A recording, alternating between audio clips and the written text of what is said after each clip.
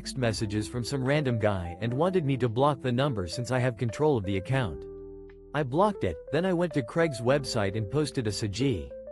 I won't stand for harassment of my child. Recently, my daughter confided in me that she had been receiving a barrage of sexually suggestive text messages from an unknown individual. I swiftly took action by blocking the number associated with these unwanted communications, utilizing my control over the account. Feeling a sense of outrage and a desire for justice, I created a personal ad on Craigslist, posing as someone curious and inexperienced. The ad asked for explicit descriptions of a hypothetical encounter, and included the phone number of the person who had been sending my daughter those distressing messages. TLDR, I blocked a harassing number and then posted a similar ad to gather evidence. People say they bought our house back 2 months ago. Our lenders put our house on auction by mistake and acknowledge it was a mistake and that they will take care of it. Skip ahead, we start getting these LLC people showing up saying they bought the house and we need to move out. Rumors of our home's ownership have begun to circulate. Approximately 2 months ago, our lenders inadvertently listed our house for auction and have since acknowledged their error, assuring us that the situation will be rectified. However, a new development has emerged. Individuals representing various LLC entities have been visiting our property, claiming to be the new owners and instructing us to vacate the premises.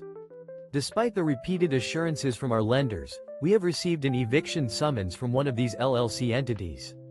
We are seeking guidance on the type of attorney we should consult and what potential actions may be taken to resolve this situation in Washington state. Whenever a news site puts up a paywall or makes me create an account, I never use that site again. I don't give a fuck. I don't care if the site guilt trips me. A lot of the extensions to bypass paywalls don't even work a lot of the time either. If the article was interesting, every time a news website implements a paywall or requires me to register for an account, I decide not to use it anymore.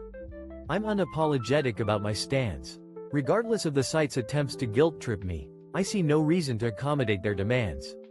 Many extensions designed to bypass paywalls are unreliable and often fail. If an article catches my attention, I simply search for the keywords on Google and find it elsewhere. Is it really necessary to waste time creating multiple accounts or entering payment information just to access news content? I think not. There are plenty of free alternatives available. Original post. He cashed all 5 checks yesterday, including January's rent as well. As you skip. After discovering a disturbing trend in my landlord's behavior, I decided to investigate further. For the past 3 months, he had refused to deposit my rent checks, leaving me in a precarious financial situation. Recently, he finally cashed all 5 outstanding checks, including January's rent. This sudden change has raised more questions than answers. It seems my suspicions were correct. Many users in our community, including Skip Jim, suggested that the delay in depositing my checks was likely due to a personal issue, such as a divorce or tax-related problem. Given that he waited until 2017 to cash the checks, I believe one of these explanations is plausible. I'm relieved that this ordeal has come to an end and I appreciate the help and guidance provided by this community. I have a serious femboy porn issue. Okay, I know this sounds like a meme, but I swear it's not. For the past week or so I've been basically addicted to femboy porn. Like I've used it to get off a solid 3 to 4 times this week. I consider myself 100% straight. I have a loving girlfriend. I'm struggling with a persistent and concerning habit. At first glance, it may seem like an absurd confession, but I assure you it's not a joke. Over the past week, I found myself helplessly drawn to femboy pornography, repeatedly resorting to it as a means to achieve satisfaction, approximately 3 to 4 times this week. Despite being confident in my heterosexuality, I have a loving partner with whom I share a deep emotional connection. The thought of her discovering my recent behavior is unbearable, as I know it would devastate her. My actions weigh heavily on my conscience, and I genuinely wish to break free from this cycle. I slept on the couch with my friend's girlfriend. My friend is in Europe, and last week my friends came over for a small party. We played drinking games, and as people gradually left, it ended up being only me and my friend's girlfriend. She said she didn't want to walk home. I spent the night on the couch alongside my friend's partner last week. My friends gathered for a casual gathering at my place. We enjoyed a night of drinking games, but as the evening drew to a close, our group began to disperse. Eventually, it was just my friend's girlfriend and me remaining, and she expressed her reluctance to walk home due to fatigue. I offered her the option of sleeping in my guest room, but we ended up watching a movie together instead. As the night wore on, we both succumbed to sleep, only to wake up with her positioned on top of me. Although our interaction has returned to normal since then, a lingering sense of guilt persists within me. I'm a server and my boss told me I owe him $100 for taxes? I'm in Tennessee and I've been serving at this restaurant for about 3 months. Each day I tip out and I have money taken out of my check for taxes each pay week.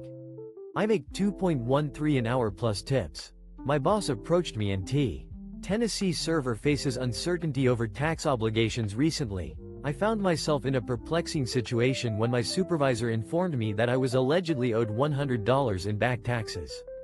As a server at this restaurant, I've been diligently working for approximately 3 months.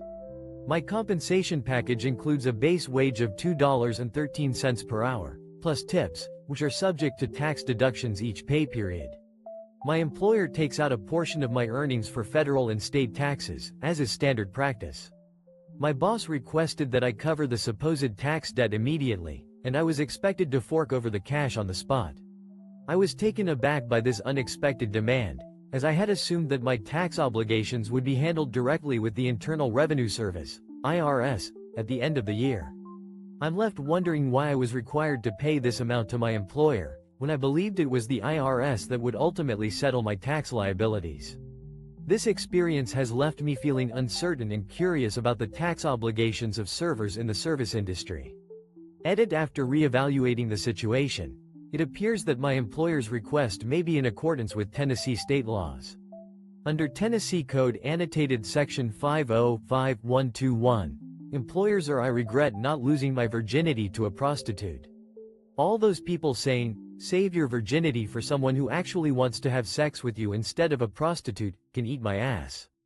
I would have been better off losing my virginity to a prostitute than a rapist gold dig. I wish I had chosen a more unconventional path to losing my innocence. To all those who preach about saving one's first experience for someone with genuine intentions, I have a different opinion. At least a professional encounter would have been a singular, fleeting experience. In contrast, I was subjected to a tortuous 2 weeks with someone who had ulterior motives. A high-priced escort may have seen me only once, but my ex-fiancée was relentless in her pursuit of financial gain, exploiting my vulnerabilities and using me as a means to an end. Her manipulation was relentless, and she even withheld my necessary medication, all while attempting to control my life. Sparkle's racial double standards.